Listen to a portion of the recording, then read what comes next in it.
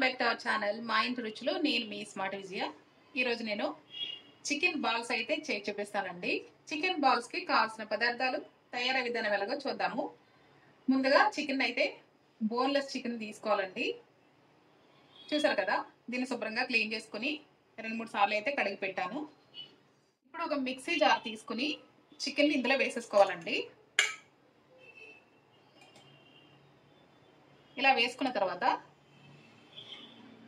ఉల్లిపాయ ముక్కలు, పచ్చిమిర్చి, కరివేపాకు, కొత్తిమీర ఇవి కూడా ఇందులో వేసేసుకుందాము. ఇప్పుడు ఇందులో కొద్దిగా పసుపు, మిరియాల పొడి, రుచికి సరిపడా ఉప్పు, హోల్ గరం మసాలా పొడి అండి, అలాగే అల్లం వెల్లుల్లి పేస్ట్ ఇవన్నీ వేసుకుని ఇప్పుడు మనం దీన్ని బాగా మెత్తగా గ్రైండ్ చేసుకోవాలండి. మీకు గ్రైండ్ చేసి అయితే చూపిస్తాను. చూసారు కదా ఫ్రెండ్స్, మనకి చికెన్ అయితే ఈ విధంగా ఉండాలి.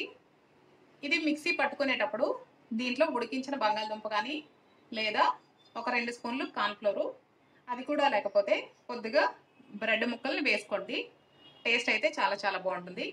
ఇప్పుడు దీన్ని మనం బాల్స్ లాగా అయితే చేసేసుకుందాము. మిక్సీ పట్టుకున్న చికెన్ మొత్తం ఇలా బాల్స్ లాగా అయితే రెడీ చేసేసుకున్నానండి. ఇవి రెడీ చేసుకుని పక్కన పెట్టుకున్న తర్వాత ఒక ఎగ్ని కూడా మనం బీట్ చేసి రెడీగా పెట్టుకున్నాము. అలాగే బ్రెడ్ పౌడర్ అండి. ఇవన్నీ రెడీగా పెట్టుకున్న తర్వాత స్టవ్ వెలిగించుకుని డీప్ ఫ్రై చేసుకోవడానికి ఆయిల్ అయితే పెట్టేసుకుందాము. ఆయిల్ అయితే వేడైపోయిందండి. ఆయిల్ వేడైన తర్వాత మనం చేసి పెట్టుకున్న బాల్స్ని ముందుగా ఎగ్లో అయితే ఇలా డీప్ చేసుకోవాలండి. ఇప్పుడు దీన్ని తీసేసి బ్రెడ్లో మొత్తం మనం ఈ విధంగా కవర్ చేసుకోవాలి. ఇలా చేసుకున్న తర్వాత ఆయిల్లో వేసి ఫ్రై చేసేసుకోవాలన్నమాట. ఇలా మిగతావన్నీ వేసి అయితే చూపిస్తానండి. వేసుకుని అన్ని వైపులా ఫ్రై అయ్యేటట్లు వేయించుకోవాలండి.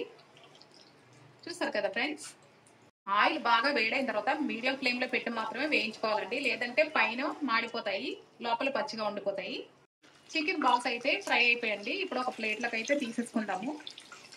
టేస్ట్ అయితే చాలా చాలా బాగుంటుందండి. ఇంతేనండి, చికెన్ బాల్స్ అయితే మనకి పర్ఫెక్ట్గా రెడీ అయిపోయి. ఈ రెసిపీ మీకు కూడా నచ్చినట్లయితే మీరు ఒకసారి ట్రై చేయండి. ట్రై చేసి ఎలా వచ్చిందో నాకు కామెంట్ చేసేయండి.